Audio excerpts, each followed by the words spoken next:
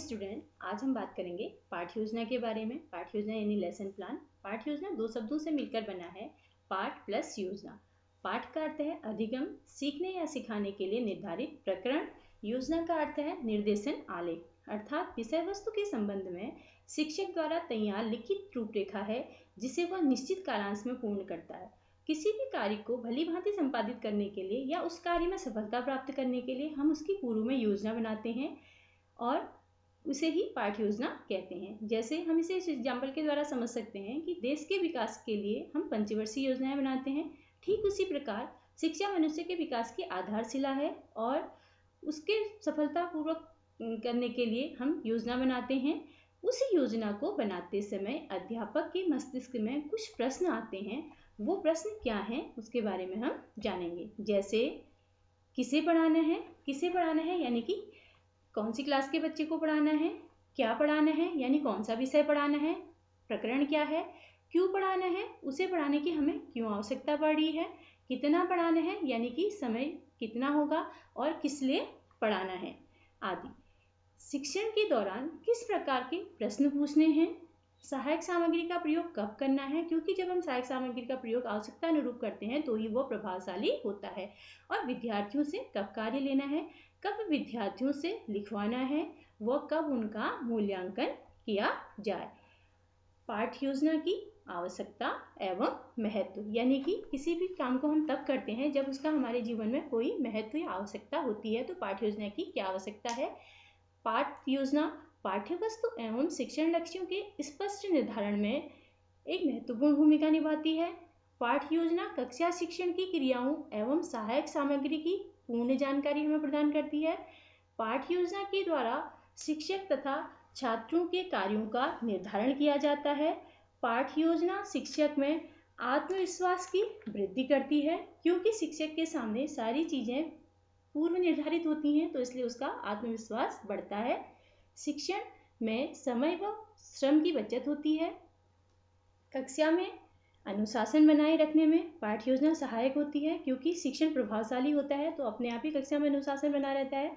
अर्जित ज्ञान का मूल्यांकन भी पाठ्य योजना के द्वारा किया जाता है। साथ ही साथ पाठ्य योजना व्यक्तिगत भिन्नता के आधार पर कक्षा में शिक्षण क्रियाओं को निर्धारित करने में सहायता प्रदान करती है और छात्र अध्यापकों को पाठ्य योजना कक्षा की क्रियाओं के लिए रूपरेखा प्रदान करती है।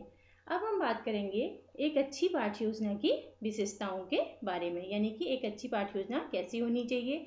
एक अच्छी पाठ्य योजना हमेशा लिखित रूप में होनी चाहिए, क्योंकि लिखित रूप में होने से हमें अगली पाठ्य योजनाओं को बनाने में भी सहायता मिलती है और पिछली कमियों का पता चलता है। पाठ्य योजना का निर्माण शिक्षण सिद्धांतों के आधार पर होना चाहिए, जैसे कि कुछ शिक्षण सिद्धांत मैं यहाँ पे बताऊंगी। क्रियाशीलता का सिद्धांत, प्रेरणा का सिद्धांत, जीवन से संबंधितता का सिद्धांत, निश्चित उद्देश्य का सिद्धांत, रुचि का सिद्धांत, चयन का सिद्धांत, व्यक्तिगत भिन्नता का सिद्धांत, लोकतंत्री व्यवहार का सिद्धांत, आवृत्ति का सिद्धांत आदि। ये कुछ ऐसे शिक्षण सिद्धांत हैं जिन्हें पाठ्य योजना बनाते समय शिक्षक को अपने मस्तिष्क में रखना चाहिए और इन्हीं के आधार पर पाठ्य योजना का निर्माण करना चाहिए। पाठ्य योजना में शिक्षण लक्ष्यों का स्पष्ट उल्लेख होना चाहिए। पाठ्य योजना क्रमबद्ध, सुव्यवस्थित, बोधगम्य एवं व्यापक होनी चाहिए। पाठ्य योजना का स्वरूप व्यवहारिक होना चाहिए। पाठ्य योजना में शिक्षक व छात्र दोनों का ही मूल्यांकन होना चाहिए। पाठ्य योजना में स्पष्ट होना चाहिए कि किन तथ्यों, उद्देश्यों, क्रियाओं, विधियों का शिक्षण में प्रयोग किया जा रहा है एवं अर्जित ज्ञान के अभ्यास के लिए पाठ्य योजना में गृह कार्य भी दिया जाना चाहिए और शिक्षक व छात्र दोनों की क्रियाओं का पाठ्य योजना में स्पष्ट उल्लेख होना चाहिए। अब हम बात करेंगे पाठ्य योजना के आवश्यक तत्व, यानी कि जो पाठ्य योजना को महत्वपूर्ण बनाने में अपना योगदान देते हैं। पाठ्य योजना में शिक्षक को विषय वस्तु का पूर्ण ज्ञान होना चाहिए और अन्य विषयों के बारे में उसे सामान्य जानकारी होनी चाहिए।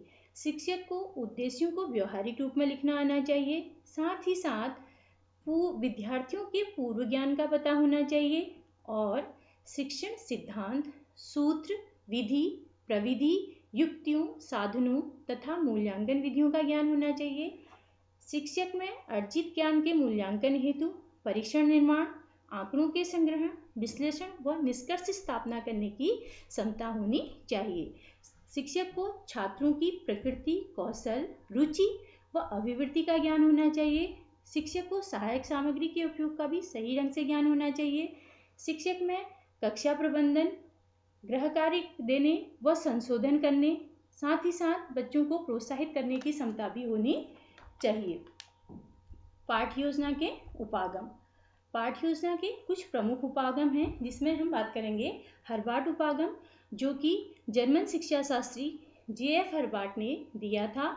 उन्होंने कहा था कि पाठ्य योजना की विधि प्रस्तुत की, जिसकी मान्यता थी कि समस्त ज्ञान बाहर से दिया जाता है, जो उसकी स्मृति में संचित होता रहता है। यदि नवीन ज्ञान का इस पूर्व ज्ञान से संबंधित स्थापित कर दिया जाए तो छात्र सीखने में सुविधा प्रदान करता है। साथ ही साथ उन्होंने इसमें पाठ्य वस्तु को प्रधानता दी। हर्बर्ट ने सीखने की परिस्थितियों को, इकाइयों की क्रियाओं को एक क्रम में व्यवस्थित करने के लिए कहा और उन्होंने इसके 4 पद दिए। पहला स्पष्टता, यानी कि विषय वस्तु तथ्यों की स्पष्टता। दूसरा संबंध, विषय वस्तु का पूर्ण ज्ञान से संबंध। तीसरा है व्यवस्था, विषय वस्तु को व्यवस्थित क्रम में प्रस्तुत करना। चौथा है विधि, यानी कि बालक को विषय वस्तु का ज्ञान व्यवहारिक विधि से कराना। हर्बर्ट के उपयुक्त पदों को उनके शिष्य तुलसीकांत जिल्लर ने 2 भागों में प्रस्तुत किया। नंबर 1 प्रस्तावना, नंबर 2 प्रस्तुतिकरण। फिर हर्बर्ट के एक और शिष्य ने इसे कुछ संशोधित किया। फाइनली जो ये निकल के आया, इसे हर्बर्ट पंचपदी प्रणाली के नाम से जाना जाता है, जिसके 5 पद इस प्रकार है। नंबर 1 का क प्रस्तावना, ख उद्देश्य कथन, नंबर 2 प्रस्तुतिकरण, नंबर 3 तुलना, नंबर 4 सामान्यीकरण, नंबर 5 प्रयोग। इसी प्रकार दूसरा अप्रोच है डीवी एवं किलपैट्रिक उपागम।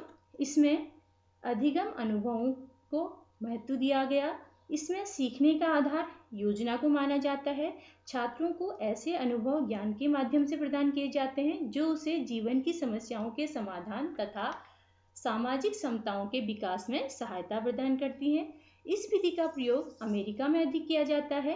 भारत में वर्धा शिक्षण योजना के अंतर्गत प्राथमिक स्तर के लिए इसे प्रस्तावित किया गया था। थर्ड है मॉरिसन उपागम।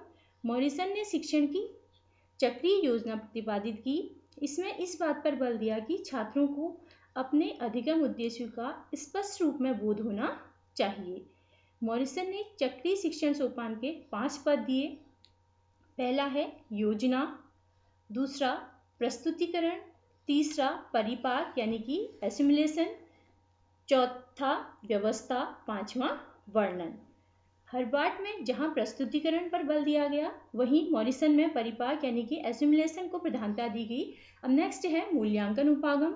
अमेरिका के प्रोफेसर B.S. ब्लूम ने शिक्षा में एक नया उपागम प्रतिपादित किया, जिसे मूल्यांकन उपागम कहा जाता है। इसमें शिक्षण एवं परीक्षण उद्देश्य केंद्रित हैं। यह योजना के निर्माण में शिक्षण उद्देश्यों को प्राथमिकता देता है और मूल्यांकन में बालक को संपूर्ण व्यवहार के मूल्यांकन करने की बात करता है। ब्लूम की इसी को ब्लूम त्रिपदी प्रक्रिया के नाम से भी जाना जाता है। इसके प्रथम पद है शैक्षिक उद्देश्यों का निर्धारण करना, दूसरा है अधिगम अनुभव प्रदान करना, तीसरा है व्यवहार में परिवर्तन कर मूल्यांकन करना। हर्बार्ट, अब हम बात करेंगे हर्बार्ट की जो हमने पंचपदी प्रणाली पढ़ी थी, उस पंचपदी प्रणाली के अनुसार एक पाठ की योजना का प्रारूप क्या होना चाहिए। नंबर 1 विषय, प्रकरण, कक्षा, विभाग, क्लासांक, दिनांक। नंबर 2 सामान्य उद्देश्य, विशिष्ट उद्देश्य, प्रस्तावना, उद्देश्य कथन, प्रस्तुतिकरण, विकासात्मक प्रश्न, स्पष्टीकरण, श्यामपट्ट सारांश, पुनरावृत्ति प्रश्न एवं गृह कार्य। इसी प्रकार ब्लूम द्वारा निर्धारित पाठ्य योजना की रूपरेखा इस प्रकार होनी चाहिए। नंबर 1 पाठ्य वस्तु, नंबर 2 शिक्षण उद्देश्य, नंबर 3 शिक्षण क्रियाएं, नंबर 4 छात्र क्रियाएं, नंबर 5 सहायक सामग्री, नंबर 6 मूल्यांकन। वर्तमान समय में भारत के शिक्षक प्रशिक्षण संस्थानों में जो लेसन प्लान हम बनाते हैं वो 2 पद्धतियों का मिला जुला रूप है, जिसमें हर्बार्ट पद्धति एवं मूल्यांकन पद्धति के दोनों पद्धतियों का मिश्रित रूप उपयोग किया जाता है। Thank you.